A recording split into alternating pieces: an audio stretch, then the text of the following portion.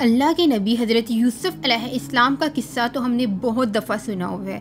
हज़रत यूसुफ़ अलैहिस्सलाम जिनके बाप का नाम हज़रत यकूब अलैहिस्सलाम और दादा का नाम हज़रत इब्राहीम अलैहिस्सलाम था। हमने इनका ज़िक्र बहुत दफ़ा सुना है। कुरान पाक में सूरत यूसुफ़ में इनके मुकम्मल वाक़े को बयान किया गया है, जिसे अहसनुल क़िसस भी कहा जाता है। लेकिन आज हम इनकी कहानी को डीपली समझने की कोशिश करेंगे कि अगर इनकी कहानी से हासिल होने वाले सबक के ऊपर हम अमल करना शुरू कर दें तो हमारी ज़िंदगियों में कितनी ज़्यादा खुशहाली पैदा हो सकती है। तो चलिए शुरू करते हैं। हज़रत यकूब अलैहिस्सलाम अपने सबसे ज़्यादा प्यारे बेटे हज़रत यूसुफ़ अलैहिस्सलाम से बहुत मोहब्बत करते थे। उनके जो बाकी भाई थे उनको ये बात बहुत नागवार गुजरती थी और इसी वजह से वो हज़रत यूसुफ़ से जलन महसूस करते थे कि हमारे वालिद मोहतरम सबसे ज़्यादा यूसुफ़ को क्यों मोहब्बत करते हैं। एक दिन हज़रत यूसुफ़ अलैहिस्सलाम अपने वालिद मोहतरम के पास जाते हैं और उन्हें कहते हैं कि मैंने एक ख्वाब देखा और ख्वाब में देखे हैं कि 11 सितारे, चाँद और सूरज मुझे सजदा कर रहे हैं। हज़रत यकूब अलैहिस्सलाम ने जैसे ये ख्वाब सुना उन्होंने कहा कि बेटा ये ख्वाब अपने बाकी भाइयों को मत बताना। लेकिन भाइयों की जो जलन थी दूसरी तरफ वो बढ़ती जा रही थी। इवन एक दिन उन्होंने एक साजिश की। उन्होंने कहा कि हज़रत यूसुफ़ अलैहिस्सलाम को नाउज़ुबिल्लाह कत्ल कर देते हैं और दूर कहीं जाकर फेंक देते हैं। यहाँ तक हमें ये सबक मिलता है कि हसद और जलन इंसान को बुरे अमाल करने पर आमादा करते हैं। तो एक दूसरे के साथ अच्छा बर्ताव करें और उसी में अपनी खुशियाँ तलाश करें। हजूर सल्लल्लाहु अलैहि वसल्लम ने इरशाद फरमाया, आपस में हसद ना करो। तो हमें कोशिश करनी चाहिए कि दूसरे इंसान से जलन, हसद, इस तरह की कोई भी बुग़्ज़ ना रखें अपने दिल में। उसके साथ अच्छे तरीके से पेश आए और प्यार से रहें। उसके बाद हज़रत यूसुफ़ अलैहिस्सलाम के भाइयों ने हज़रत यूसुफ़ अलैहिस्सलाम को एक कुएं में फेंक दिया और घर आकर बोला कि हज़रत यूसुफ़ अलैहिस्सलाम को तो भेड़िया खा गया है। कुछ वक्त के बाद उस कुएं के पास से एक खलीफा गुजरता है और वो देखता है हज़रत यूसुफ़ अलैहिस्सलाम कुएं के अंदर है, तो वो उन्हें वहाँ से निकालता है और जाके मिस्र में बेच देता है। अजीज़े मिस्र हज़रत यूसुफ़ अलैहिस्सलाम को अपना बेटा बना लेते हैं। इससे हमें ये सबक मिलता है कि अल्लाह ताला की रहमत से कभी मायूस नहीं होना चाहिए, उस पर भरोसा रखना चाहिए। वो अपने बंदे की मदद ज़रूर करता है।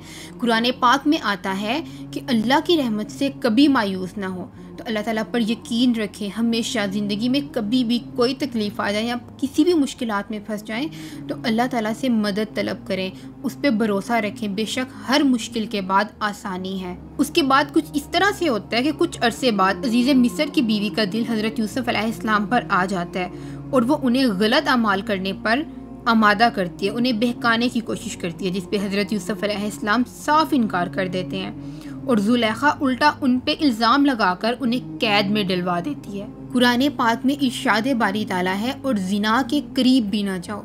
और ये किस्सा भी हमें इस पॉइंट पे यही चीज़ सिखा रहा होता है कि चाहे आप जितनी मर्ज़ी तकलीफ़ में हो, जितने मर्ज़ी मसाइब में गिरे हो, मजबूर हो, कोई भी मजबूरी हो, अपने आप को कभी भी, अपने ईमान को कभी भी कमज़ोर ना होने दो। अपने जज्बात पर कंट्रोल रखो और अपने ईमान की रस्सी को मजबूती से थामे रखो। इन हालात में अपने आप को कभी भी डगमगाने ना दो। उसके बाद हज़रत यूसुफ़ अलैहिस्सलाम जब उस कैद में बंद थे तो वहाँ पे कुछ कैदियों ने हज़रत यूसुफ़ अलैहिस्सलाम से अपने ख्वाब की ताबीर पूछी और वह ताबीर जो थी वो बिल्कुल सच साबित हुई।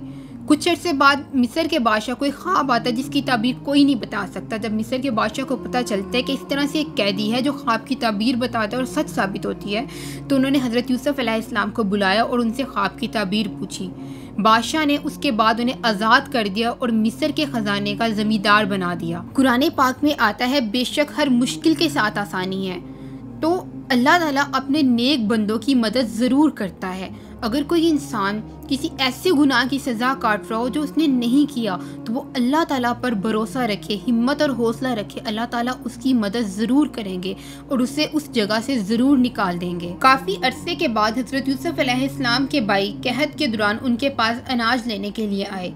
पहले तो उन्होंने हज़रत यूसुफ़ अलैहिस्सलाम को पहचाना ही नहीं, लेकिन जब हज़रत यूसुफ़ अलैहिस्सलाम ने खुद अपनी शख्सियत उनके ऊपर ज़ाहिर की तो उनके सब भाई शर्मिंदा हो गए। लेकिन हज़रत यूसुफ़ अलैहिस्सलाम ने अपने सारे भाइयों को माफ़ कर दिया। माफ़ कर देने की बहुत ज़्यादा फजीलत है और माफ़ कर देना ही इंसानियत है। हमें चाहिए कि हम अपने दुश्मनों को और उन लोगों को भी माफ़ कर दें जिन्होंने हमें बहुत ज़्यादा तकलीफ़ पहुंचाई हो। कुरान पाक में इरशाद बारी ताला है, और ये कि तुम मुआफ़ कर दो ये तकवा के ज़्यादा करीब है। ये था हज़रत यूसुफ़ अलैहिस्सलाम का किस्सा, जिससे मैंने अपनी वीडियो में बताने की कोशिश की है। अगर हम देखें तो ये किस्सा सब्र, ईमान और अल्लाह ताला पर भरोसे की एक उम्दा मिसाल है।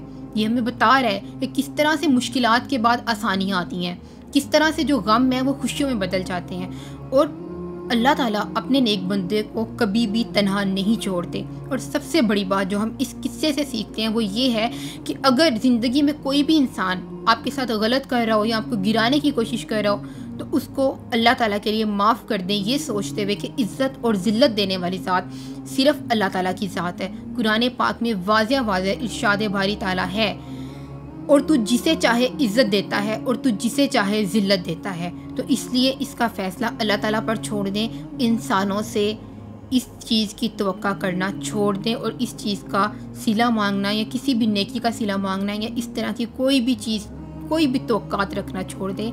अपनी तवक्कात सिर्फ़ अल्लाह ताला पर रखें, अपना भरोसा सिर्फ़ अल्लाह ताला की ज़ात पे रखें। उम्मीद करती हूँ इस वाक़या से आपको कुछ ना कुछ सीखने को मिला होगा। अगर आपको वीडियो अच्छी लगी तो इसको ज़रूर लाइक करके अपने फ्रेंड्स के साथ शेयर कीजिएगा। अल्लाह हाफिज़।